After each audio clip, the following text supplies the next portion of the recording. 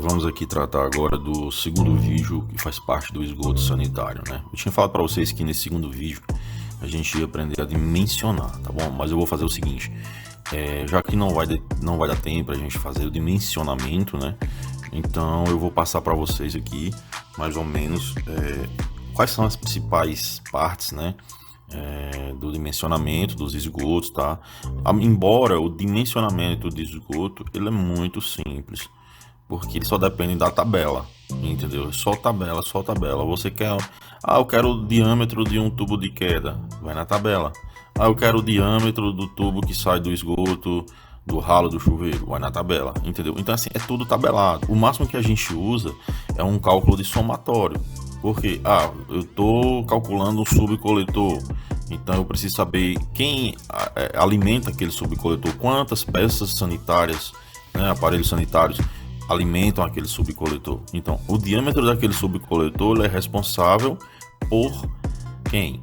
Por os itens que chegam até ele, né? Ou seja, os aparelhos que vão desaguar nele, né? Então, assim, é simples, é tranquilo, entendeu? Mas, embora esse vídeo eu vou tentar fazer igual aos outros, o menor possível, porque a gente vai estar falando mais basicamente como é que faz o dimensionamento, tá bom? Se for necessário, depois eu faço um outro vídeo dimensionando, como se a gente estivesse já fazendo um projeto, certo? Vamos lá. Como eu falei para vocês, né? Então, tá aqui o exemplo do vídeo passado.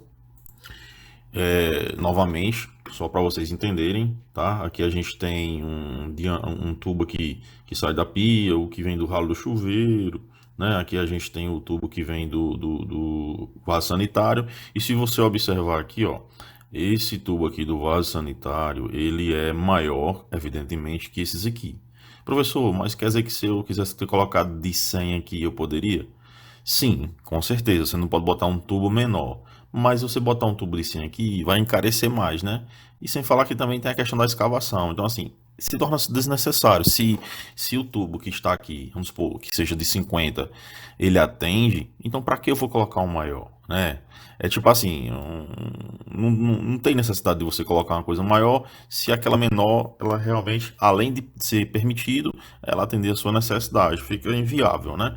Então veja, aqui, como eu falei também no vídeo anterior, aqui eu tenho uma pia de cozinha que provavelmente está desaguando lá fora, do outro lado da parede, e vem por aqui, né? Ó, e faz esse percurso. Então, essa imagem que a gente utilizou no vídeo anterior, estou utilizando aqui novamente só para vocês terem a noção de como que a gente vai fazer, tá ok? Então é isso, gente. Nos ramais de descarga e de esgoto, como é que é esse dimensionamento? Bem, a NBR, a 8160, que é a que a gente usa, né? Ela recomenda, sempre vai haver recomendações, sempre vai haver. Por quê? Porque através da NBR a gente faz o dimensionamento adequado, né? Então, quais são as recomendações para os ramais de descarga e de esgoto? Bem, os ramais de descarga, ele diz o seguinte, quer dizer, ele diz o seguinte, para dimensionar qualquer tipo de instalação, a gente tem dois métodos. Temos o método Hunter, tá? E o método hidráulico. O HC, que é o que a gente chama, né? Ou seja, unidades Hunter de contribuição, tá? Ele é utilizado há bastante tempo. O método hidráulico, ele é raramente, ele é uma coisa mais recente, então assim, é usado há pouco tempo, mas as pessoas usam mais o Hunter. Como o Hunter já é um método utilizado há bastante tempo, há muito tempo, e funciona, nunca deu problema, então para que mexer, né? Ou seja, para que mudar? Para que alterar? Então a norma recomenda usar ele, né? Então como é que a gente vai fazer? Tabela. Então as unidades Hunter de contribuição. Como os ramais de descargas atendem a um único aparelho, o número de UHC é sempre o mesmo e seus diâmetros são apresentados na tabela 1, tá vendo? Então a gente, para dimensionar os diâmetros dos tubos dos aparelhos sanitários, ou seja, dos ramais de descarga, né, que são os tubos que saem lá no aparelho sanitário, então a gente já tem a tabela 1. E mesmo que a gente não encontre na tabela 1, ele passa uma tabela chama tabela 2 para itens que não estão presentes na tabela 1. De repente você está dimensionando lá o cara de um escritório, enfim, de uma edificação, você percebeu que não tem esse item na tabela 1. uso da tabela 2, entendeu? Então vamos lá, os ramais de esgoto são dimensionados com base no somatório dos UHCs dos aparelhos atendidos pelo trecho, conforme tabela 3. Então o que é que ele quer dizer? A gente sabe que o ramal de esgoto, ele é uma ligação entre vários outros ramais de descarga, né? Lembrando, eu tenho um aparelho sanitário, aí eu tenho um tubo que sai dele, que é o ramal de descarga, certo? Depois do ramal de descarga, quando eu juntar mais de um ramal de descarga, eu tenho um ramal de esgoto. Então a gente vai usar a tabela 3. Então vamos ver aqui essas tabelinhas. Aqui é a tabela de ramal de descarga. Veja, eu tenho muito aparelho, tá vendo aqui? Eu tenho bastante opção. Então aqui tá do lado, ó, o HC e o diâmetro nominal, tá vendo? Então vamos aqui, vamos escolher um chuveiro de residência. O chuveiro de residência, ó, ele tem 2 UHC, tá? E eu tenho um chuveiro que vai me dar um diâmetro de 40. Esse 40 aqui, gente, é o diâmetro que vai estar onde? Lá no ralo, né? É lá no ralo. Outro dia aí, eu estava comentando na sala, lá no grupo, e um dos alunos, eu não lembro bem quem foi, me perguntou porque não conseguia compreender por que é que o chuveiro ele é considerado. Gente, todo aparelho sanitário, ele chega à água, que é a que você vai usar, e tem que desaguar a água.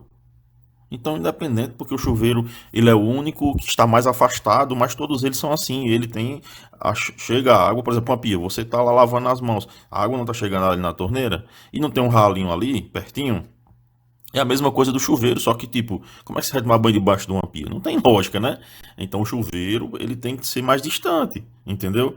É só para tirar dúvida, eu não lembro quem foi, uma pessoa tava falando que não conseguia entender. Mas é assim, sempre. Por exemplo, porque o vaso sanitário? Não. O vaso sanitário tem lá o seu ralo, né? Onde fica lá aquela aguinha com o que você vai utilizar, mas a água que abastece ele não é aquela aguinha, não, é a que vem na caixa. Ou muitas vezes de um reservatório pela válvula, né? A gente tem a válvula de descarga, igual lá na escola, ou a gente tem aquela caixa acoplada. Então a água também está afastada, né? A água está afastada, mas o ralo está lá embaixo, né? Lá no depósito. E do mesmo jeito, é a questão do chuveiro. O chuveiro tem um ralo dele para a água ir embora. E o chuveiro tá lá em cima, que é para a gente poder ficar à vontade e se saciar, digamos assim, tomar nossos banhos, né? Então, por isso que essa questão aí, espero ter tirado a dúvida de um aluno, eu não lembro quem foi. Então, assim, voltando para a tabela aqui, ó, a gente tem vários tipos, tá vendo? Ó, ducha escocesa, ducha perineal, lavador de. Enfim, aqui deve estar em alguma linguagem diferenciada, né? Lavatório de quarto de enfermeira, lavatório cirúrgico, aqui já parte para hospitais, tá vendo? Ó? Lava-braço hidroterápico, mictório de descarga automática, pia de residência, pronto, achei aqui, ó, pia de residência. Pia de serviço de despejo, pia de lavatório, pia de lavagem de instrumento hospitalar, pia de cozinha industrial, tá vendo? E tem muita opção aqui. Assim, muita opção no sentido que os principais, né? Que você vai tá usando. Por exemplo, banheira de residência, você tem aqui, né? Aí vamos para chuveiro de residência, tem aqui, ó. Vamos procurar agora lavatório geral, né? Ou lavatório de residência, tá aqui, ó. Que é o tanque de lavar, né? Máquina de lavar roupa acima de 60 quilos. Isso aqui é mais industrial, né? Você não tem em casa uma máquina de 60 quilos. Você vai ter em casa uma máquina de 15 quilos, né? E tá aqui, ó. Máquina de lavar até 30 quilos, tá vendo? Ó? Até 30 quilos. Né? Então, assim, máquina de lavar prato, tá vendo? Tá bem misturado, mas tem tudo, certo? Aí, quando você não encontra naquela tabela, você vai buscar aqui, ó. Então, vamos supor que, professor, mas e aí eu tenho lá um objeto que o tubo dele é 50, tá aqui, ó. A saída dele é 50, né? Então, todo aparelho sanitário ele tem sua saída. Então, se você ainda indicou que a saída dele é 50, então ele tem 3 unidades Hunter de contribuição, ó, né? Agora vamos dimensionar os ramais de esgoto. Beleza, ramais de esgoto, vocês viram que o ramagem de esgoto, ele é a ligação entre vários ramais de descarga, né? Mais à frente eu vou dizer uma observação para vocês entenderem, mas eu vou fazer um exemplo aqui. Suponhamos que você está fazendo a instalação de sua pia de cozinha, né? E de repente na sua pia de cozinha, você vai ligar ela, interligar com a saída de uma máquina de lavar, prato, né? Então você percebe que você tem dois ralos e vai se juntar. Então vai se transformar num ramal de esgoto mais à frente, né? Aí você lembra que na UHC da pia de cozinha você achou dois, vamos supor. E na lavador de prato você achou dois. Então 2 mais 2 vai dar 4 hunters, né? Então você vem aqui, ó, 4 hunters, 3 é menor que 4 hunters, então eu passo para baixo. Então veja, até 6, né, ó, até 6, que é o máximo, eu consigo usar o tubo de 50. Professor, mas aí eu tinha 4 pias, eu quis juntar com é, é, eu tenho dois ralos de pia, tenho uma máquina de lavar prato, então vai dar, vamos supor que deu 8. Só um exemplo, gente. Eu tô só falando isso aqui, não é valores válido, não. É só para vocês entenderem. Ah, você somou lá, deu 8. Aí 8 já é maior que 6, né? Então você vai passar para frente. Então você vai passar a usar quem? Até 20, você vai usar o tubo de 75. Então tá vendo como é simples? Então você chegou aqui na tabela, identificou que suas unidades antes, você somou, chegou aí e deu até 75, né? Mas aí você fica dizendo, então se eu tiver muita contribuição, até 620, vai dar um tubo de 150 e tal, beleza. 620, meu amigo, para dar hunters de contribuição é muita coisa, né? Porém, a gente vai ver alguns detalhes sobre isso, certo? E quais são eles?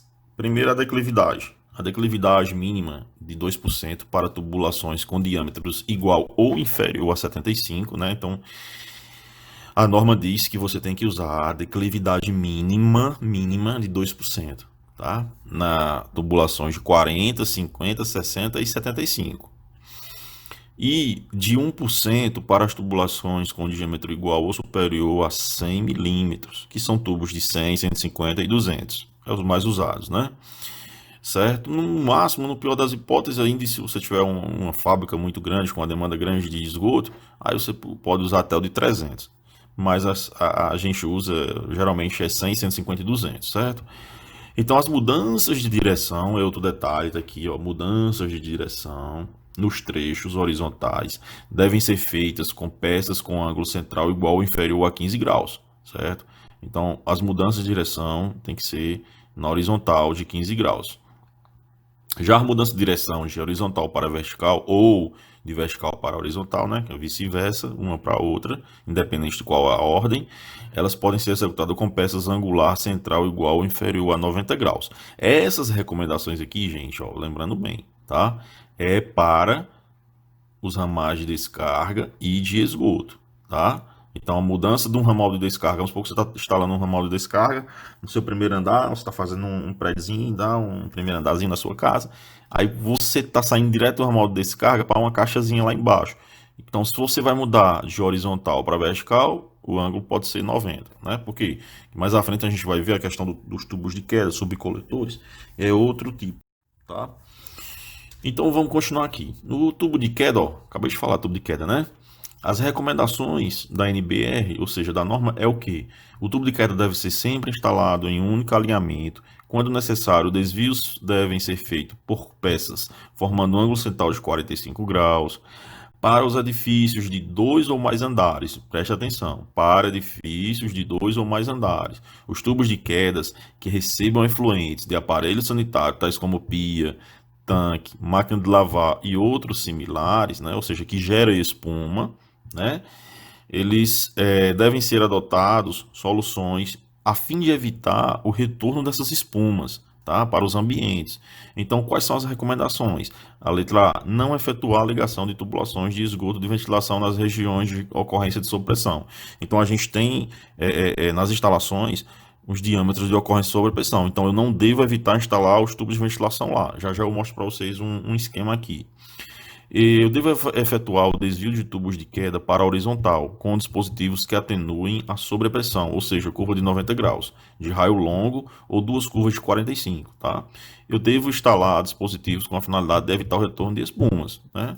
Algumas peças aí, elas são responsáveis por isso. Então, isso aí, gente, é para prédios acima de 2 pavimentos, né, que vai ter lavatórios, pias. Então, exemplo, estou construindo uma casa e o cara tem 3 lajes, né? 3 andares.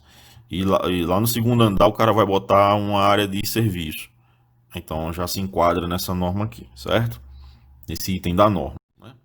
Então tá aqui, ó. Os itens de sobrepressão, tá vendo, ó? Na vertical você vai ter 40 vezes o diâmetro. Na horizontal você vai ter 10 vezes o diâmetro. Então vamos supor que esse diâmetro do teu tubo de queda seja de 100 milímetros. Então você tem 40 vezes 100 milímetros, né? Então você vai ter o que? 40 vezes 100, 4.000, né? Ou seja, 4 metros. Então a distância na vertical aqui seria 4 metros. Então nessa distância você não pode instalar, né, os tubos de queda lá, os tubos de ventilação que ele falou. E aqui na horizontal, ó, se você observar, vai ser o que?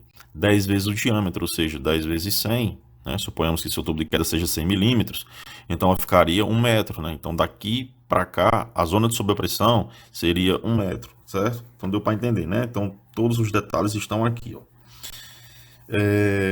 Aí ele diz o seguinte, ó. Devem ser previstos tubos de queda especiais para pias de cozinha e máquina de lavar louças providos de ventilação primária, os quais devem descarregar em uma caixa de gordura coletiva. Né? Então aqui, a questão da zona de sobrepressão, ele está dizendo que eles têm que descarregar em uma caixa de gordura coletiva para evitar justamente os problemas. Né? E quais são as recomendações para essa zona de sobrepressão? Tá aqui, né? Aquilo que a gente já viu, o trecho de comprimento igual a 40 vezes o diâmetro, imediatamente a montante do desvio para a horizontal, né? Que é naquela parte que eu calculei, 40 vezes 10, ele saiu da vertical para a horizontal, né? Ó. O trecho de comprimento igual a 10 vezes o diâmetro, a jusante do mesmo desvio, né? Aquele outro pedaço, ou seja, saiu da vertical, foi para a horizontal, ficou 10 vezes, né? E aqui, ó, gente, essa sequência todinha, ele tá naquele esquema, naquela imagem, tá vendo? Ó? O trecho horizontal de comprimento igual a 40 vezes o diâmetro, imediatamente a montante do próximo desvio, e assim sucessivamente, tá vendo aqui, ó? Então é isso. Todas as informações estão na. Então, dimensionamento dos subcoletores do coletor predial. A norma recomenda utilizar as declividades mínimas de 1% e a máxima de 5%. Mas a tabelinha aqui, ó, que ela mostra pra gente é que a inclinação, tem uma inclinação aqui de 0,5, né? Mas geralmente a gente usa 1%, tá? Porque a gente fica mais acometido de assertividade, né? Então fica menos propício a erros. Então você usando 1% já é suficiente para o escoamento dessas águas, né? Vai ser por gravidade, por isso que tem a inclinação. Então, gente, vamos ver um exemplo aqui prático. Os mesmos 220, né? Que vai estar ou aqui no 4% ou aqui no tubo de 150 com 1%. Então vamos supor que agora a sua distância elas passa a percorrer 100 metros, né? Vamos supor que você, sei lá, tá num terreno, uma chácara ou num condomínio e você precisa escavar um percurso de 100 metros. E aquela vala que você vai cavar durante esse percurso de 100 metros, você vai optar. E aí, eu uso o tubo de 100 milímetros com 4% de declividade ou uso de 150 milímetros com 1% de declividade. Aí você vai de novo. 1% nesse percurso de 100 metros, ele vai te dar uma altura de 1 metro. Não é isso? E se você continuar com 4%, o percurso de 100 metros, ó, ele vai te dar 4 metros, certo? Se deu para entender isso aí? Ó, novamente, eu tenho um percurso de 100 metros, né? Porque é fácil você calcular. Se para cada metro eu tenho 1 centímetro, 10 metros eu tenho 10 centímetros. 100 metros eu tenho 1 metro, né?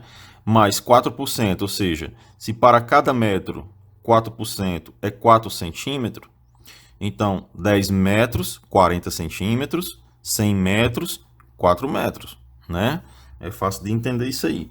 Então o que é que acontece? Veja a diferença. Ou seja, se eu mantiver o tubo de 150, eu vou escavar só 1 metro de profundidade durante esse percurso de 100 metros, né? Porque me atende. Aí se eu, não, mas eu quero economizar no tubo, eu vou comprar o tubo de 100. Meu amigo, você vai cavar 4 metros.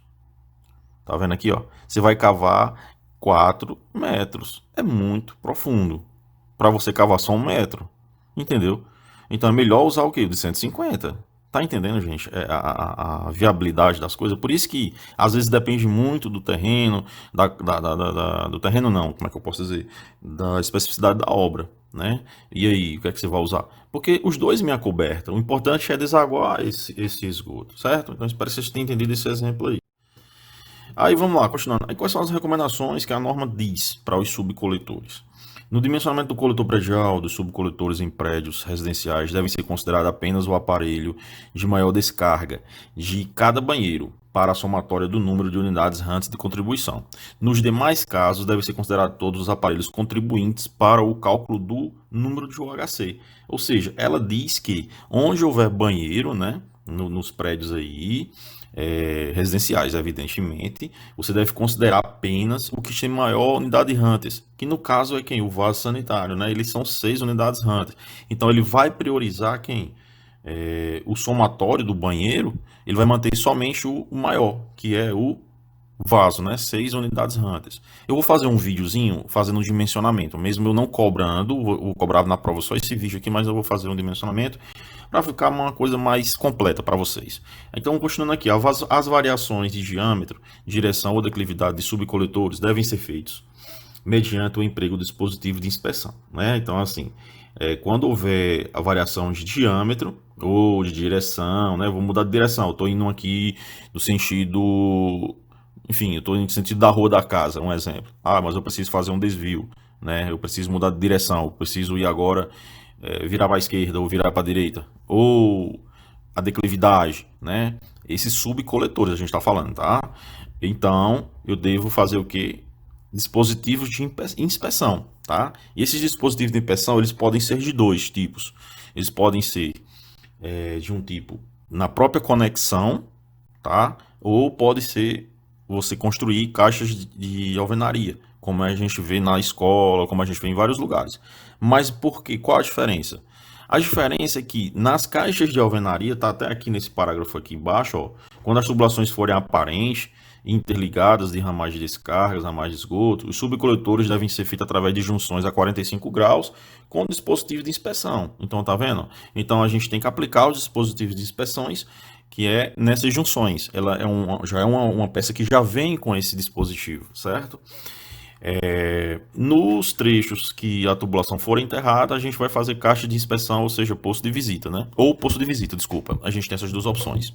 A diferença entre caixa de inspeção e posto de visita é a sua utilidade, a forma com que você vai usar. Por exemplo, se a tubulação, a intenção é de você instalar apenas ali para passagem do esgoto e só fazer a limpeza, a caixa de inspeção era suficiente. Mas aí de repente você está fazendo uma galeria com uma complexidade maior, né? Então a gente vai usar postos de visita, né? Como o próprio nome já diz, o poço de visita é um poço mesmo, ou seja, um ambiente em que você vai descer, né? A pessoa entra lá dentro e faz a limpeza, faz a desobstrução e tal. Já a caixa de inspeção não, como o nome já diz, é uma caixinha, né? Uma caixinha que você vai manualmente lá e limpa. Então vamos ver aqui agora ramais de ventilação. O primeiro deve se verificar a necessidade de instalação de um ramal de ventilação, conforme a distância máxima admitida entre os desconector e o tubo ventilador mais próximo. Caso haja necessidade de instalação de ramais de ventilação, o dimensionamento pode ser feito pela tabela abaixo. Então veja o seguinte, os ramais de ventilação, a gente vai ter aqui para os ramais de descarga 40 milímetros, né? E a distância máxima é 1 metro, tá?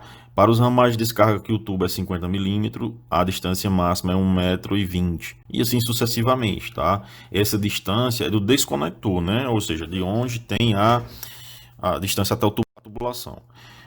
Nos ramais de ventilação, no dimensionamento dos grupos de aparelhos sanitários, ou seja, vamos supor que no banheiro você tem lá chuveiro, caixa sifonada, né? Pia, e você interligou esses três. Então, se você vai interligar esses três e não há presença de vaso sanitário, então você vai usar esta tabela aqui, ó, certo? Então, vamos supor que você calculou lá, seus banheiros deu até 12 UHC, o diâmetro dele vai ser 40. Ah, deu de 13 a 18, 50. Ah, deu de 19 a 36, 75. Então, se as ligações que você fez dos ramais de descarga junto com o seu ramal de esgoto, aí ligou você vai ligar o tubo de ventilação lá e não tem vaso sanitário, então você calcula através dessa forma. E já com vaso sanitário é através dessa tabela, desculpa, fórmula não, tabela, é através dessa tabela aqui, ó. Certo? É bem simples, né? A gente só vê mesmo, a gente só vai entender isso quando a gente estiver fazendo um exemplo. Mas vamos adiantar. E aqui é um modelo do ramal de ventilação. Veja que aqui, ó, ele diz o seguinte: a distância entre a saída do aparelho sanitário e a inspeção do ramal de ventilação deve ser igual a no mínimo 2 vezes o diâmetro do ramal de descarga, tá? Isso ele está falando o quê? A questão da inspeção do ramal de ventilação, né? Você precisa fazer a inspeção do ramal de ventilação. Então, a inspeção do ramal de ventilação, ele diz aqui, ó, tá vendo bem aqui, ó, o que é um ramal de descarga do vaso sanitário. Ele vem nesse percurso e desce aqui no tubo de queda, né? Isso aqui provavelmente está numa laje. Então, aqui é a distância, né? Aqui é o diâmetro nominal dessa pecinha aqui, ó. Essa pecinha aqui provavelmente é uma caixa sifonada, tá vendo aqui, ó, o sifãozinho, ó. Aquele selinho, né? O selo hídrico, ó, tá bem aqui, tá vendo, ó? Então, aqui é uma caixa sifonada, né? Que é um ralo que vai estar aqui para coletar. E esse tubo mais fino aqui, ele vai conectar lá no tubo maior, tá vendo? Aqui, ó, ele vai conectar aqui no tubo maior. Aqui é uma junção, ó. Mas o ramal de ventilação, ele tá vindo aqui, né, ó. Ó, o ramal de ventilação, esse azulzinho, tá vendo? Então, a distância entre o desconector, que é a caixa sifonada, até ele, nesse caso vai ser o quê? 2 vezes o diâmetro. Então, se esse diâmetro aqui da caixa sifonada de saída é 75, então aqui tem que ter uma distância de 1,5 m no máximo, né? Conforme ele está falando aí. Então, coluna de ventilação. A coluna de ventilação, né, que provavelmente é o tubo vertical que recebe os ramais de ventilação, certo? Elas devem ser dimensionadas conforme a tabela, que a gente vai ver logo em frente. Nessa tabela aí, a gente vai poder ver o que depende, né? Que as ventilações dependem do tubo de queda, o qual está atrelada, que vai ser o somatório dos HC dos aparelhos atendidos pela coluna e comprimento da coluna. Então, as recomendações da norma toda coluna de ventilação deve ter diâmetro uniforme. As extremidades inferiores da coluna de ventilação deve estar ligada a um subcoletor ou a um coletor ou a um tubo de queda, tá?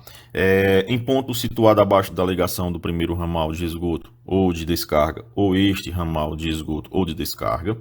A extremidade superior da coluna deve estar situada acima da cobertura do edifício ou ligada a um tubo ventilador primário, a no mínimo 15 centímetros acima do nível de transbordamento da água do mais elevado aparelho sanitário por ele servido. Isso aqui a gente viu até nas aulas passadas, né?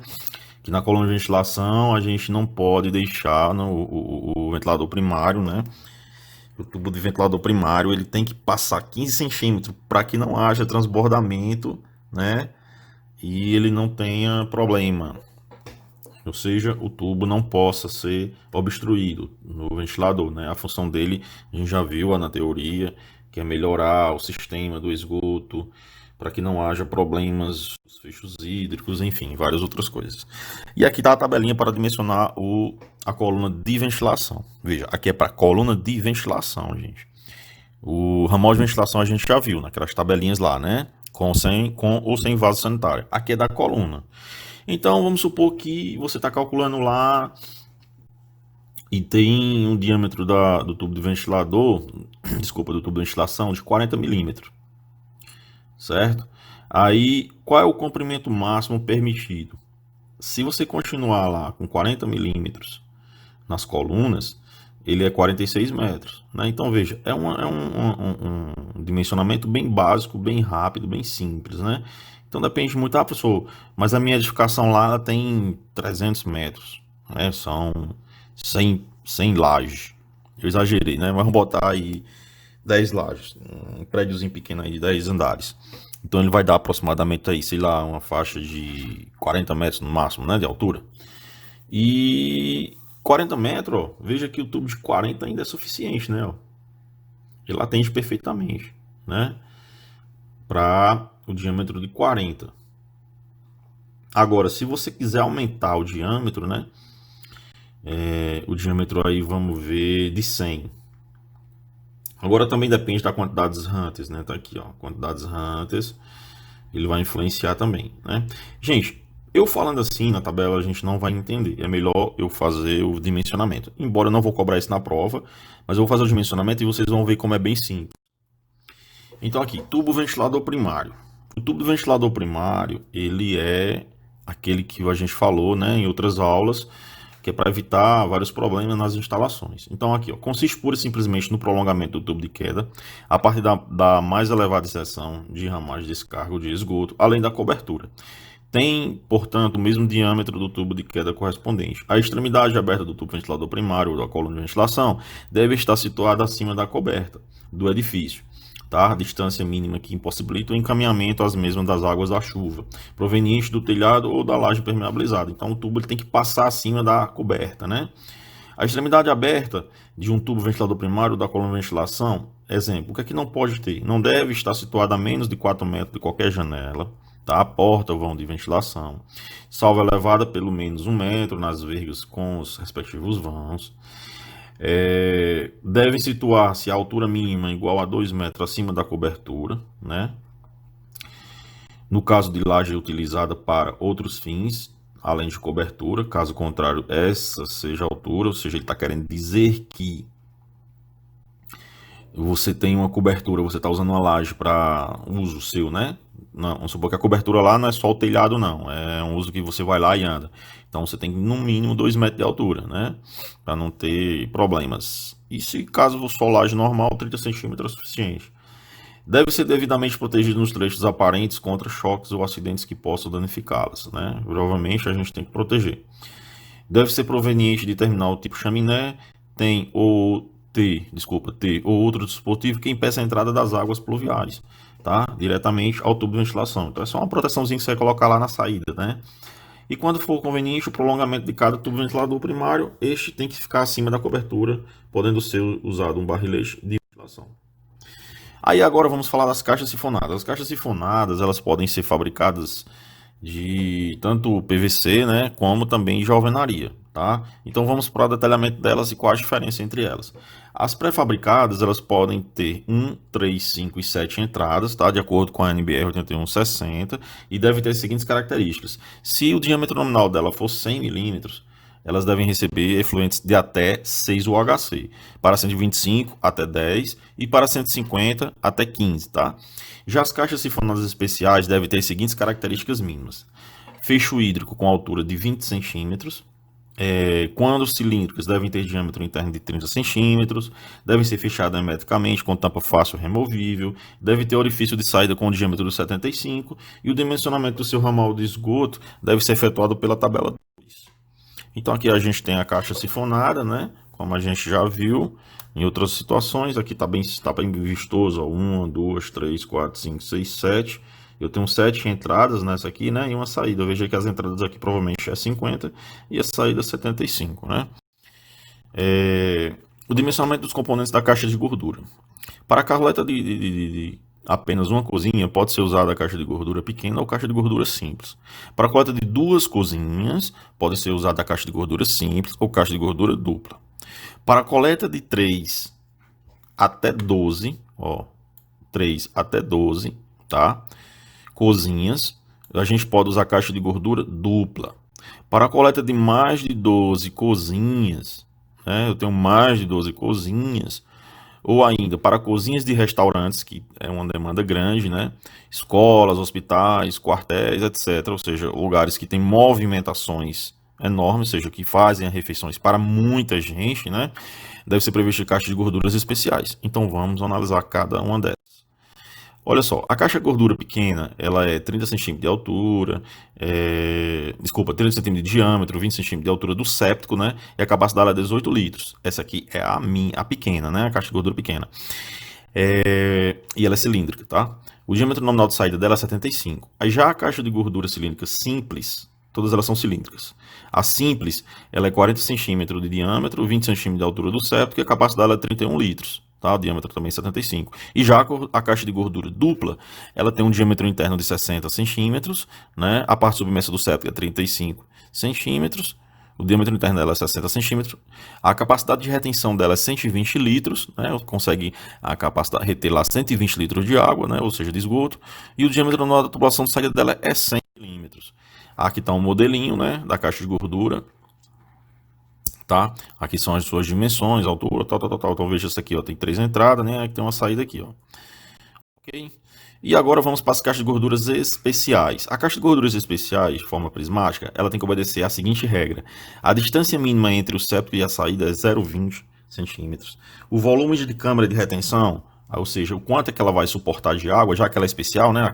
Aqueles casos em que é para residências, não, desculpa, para mais de 12 cozinhas, ou restaurantes, quartéis, enfim, hospitais, coisas que têm demanda muita comida, né? Então o volume é calculado conforme a quantidade de pessoas. Então suponhamos que você tenha uma escola como Balbina de 500 alunos e faz uma estimativa aí de 50 funcionários, né, independente, vamos usar isso aí. Então vamos lá, um total de 550. Aí eu vou, a favor da minha segurança, eu vou usar 600. Então vai ficar, o volume que ela vai suportar é quanto? 2 vezes 600 mais 20, né? Então 2 vezes 600 mais 20 dá 620 litros, né? Então o volume é 620 litros. Aí você vai calcular, né, para fazer ela de alvenaria nessa capacidade, 620 litros. A altura molhada daquela Tekken T é 60 centímetros. A parte submersa do septo é 40 centímetros. Então o diâmetro nominal de saída é 100 milímetros. Então é simples, né? As caixas de passagens, como eu tinha falado, ou caixa de inspeção, né? Quando os cilíndricos têm diâmetro mínimo igual a 15 centímetros, prismática, base poligonal, ela tem que permitir a inserção de um tubo de diâmetro de 15 centímetros também. Tá? Se providas de tampa cega, quando previstas em instalações de esgoto primária, ter altura mínima de 10 centímetros, né? Ter tubulação de saída dimensionada pela tabela de dimensionamento de ramais de esgoto, sendo o diâmetro mínimo igual a 50, tá? Caixa de inspeção e posto de visita. Profundidade máxima 1 metro para a caixa de inspeção, tá bom? A profundidade dela é 1 metro máxima. Forma prismática de base quadrada ou retangular de lado interno mínimo 60 centímetros, ou cilíndrico com diâmetro de 60 centímetros, né? Tampa facilmente removível para permitir a verificação. Fundo construído de modo a assegurar rápido escoamento e evitar a formação de depósitos, né? E o posto de visita. O que é que o posto de visita tem que ter? Profundidade maior que 1 metro, né? Porque você vai entrar lá dentro e vai fazer a limpeza geral, né? Tem que ter forma prismática, de base quadrada, retangular, com dimensões de 1,10, diâmetro interno 1,10, vai ter que ter degraus para você poder descer, né? Tampa removível, evidentemente. O fundo constituído de um modo seguro e rápido, escoamento de evitar formações de sedimentos, né? Ou seja, você tem que fazer as inclinações. E ela é composta de duas partes, né? A parte que você entra lá para fazer a limpeza e a chaminé.